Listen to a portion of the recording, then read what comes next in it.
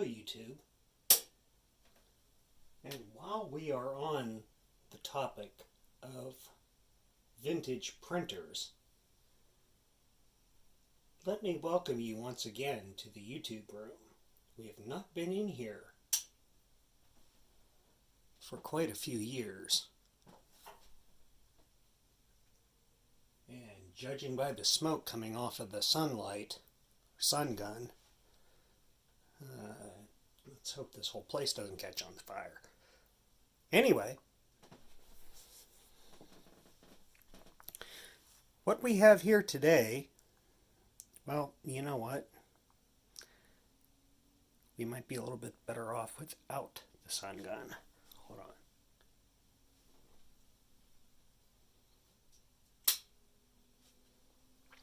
on. Okay, we're just going to shoot with the overhead light. The placement of this thing and where the sun gun isn't exactly, we're getting too many shadows. Anyway, this is a Radio Shack TRS 80 Daisy Wheel Printer 2. And in our previous video, we looked at a couple things to do with dot matrix printers. And this is going to be, as I said in that video, the dot matrix printer was the first printer that allowed, with the exception of plotters and stuff like that, was the first type of printer that allowed graphics printing. Prior to that were things like this. It was basically an automated typewriter. Now, this has been sitting back here for years and it is quite filthy. So let's grab one of the Dysons, and yes, there are more than one. This is, after all, a channel where the most popular things on here suck. So anyway, let's grab that, get it set up, and this thing is partially disassembled too, so we'll have to reassemble it, put it together, and see if it still works. Now, this is a printer that has a parallel port interface, so it is capable of being used with a modern computer, relatively modern computer. If the computer has a parallel port, it's plug and play. Well, it's not plug and play, but you get the idea. With a newer computer that does not have a parallel port, they do make USB adapters to parallel port, and this printer will work with it.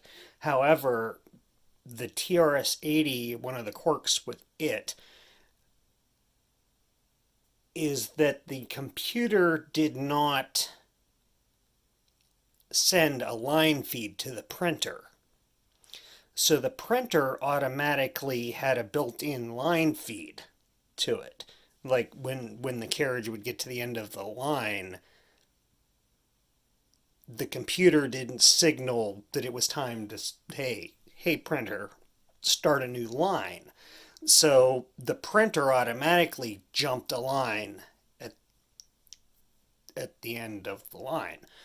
So using this printer with a modern computer, it will essentially double space everything that's printed. Now, I have not tried using this recently. Drivers in a modern computer may allow you to adjust for that. I'm not positive. Anyway, I digress. Let's get the Dyson out, get this thing vacuumed off, and see if it'll power up. Alright, well, it's not perfect. Looks like I missed a spot on top. But anyway, let's get to putting this sucker together. I do not remember why I disassembled this, so it might not work. I'm pretty sure it does. It did. Anyway, so we have the Platen, which is basically like a typewriter. It's a big, hard roller. I believe it's a very hard rubber. or it was rubber at one point. It's pretty much plastic now. Anyway, let's pull this lever back, and this drops in. There's a couple bushings on each side of it here. Drops in and should, yes, snap down like that. So that's about all we have to do with that. So we can close this up. And the printer could be used like this if you were feeding standard or roll paper or something like that.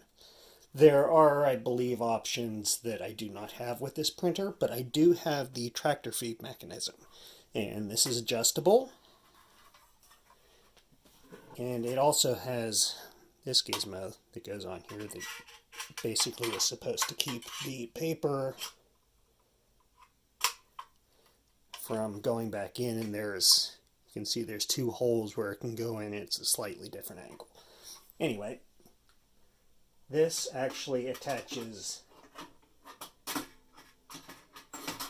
to the same rod as the platen.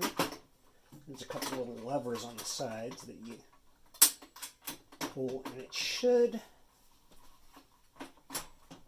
snap on like that. And there's our paper retainer thing, arm, lever. And that's it assembled. Now let's take a closer look at it.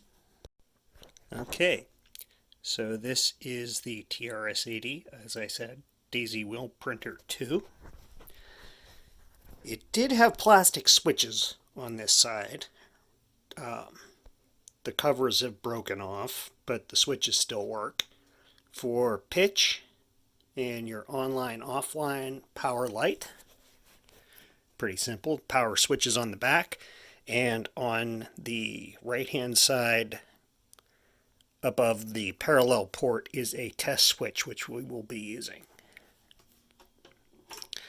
So let's open this up. This entire printer is cast aluminum. Probably weighs a good 40 pounds, if not more. There's a safety switch right here. This is the ribbon, which I did not vacuum off well enough.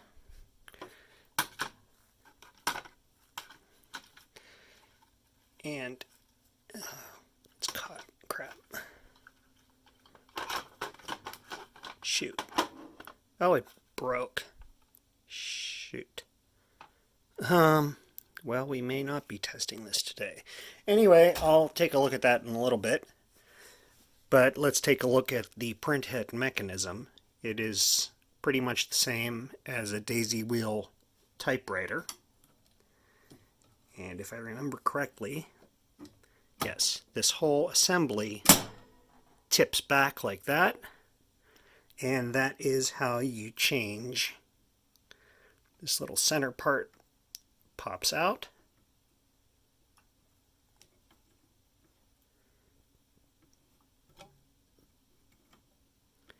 Well, I'm just going to leave it where it is right now because I don't have another wheel for it, but it is Courier 10 font, and that is how you would change the font on these printers.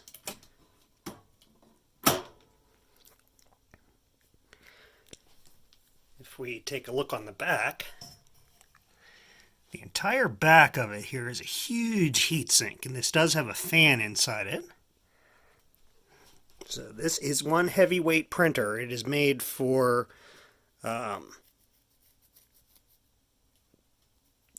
pretty much continuous use, probably. And we also have a warning label here. Keep hair, fingers, and personal object out of this area while machine is operating. My guess, personal object, well, apparently Johnny must have got his dong caught in the printer at some point in time, and that's why that is there. Otherwise, yeah. Warning labels are there because somebody was stupid.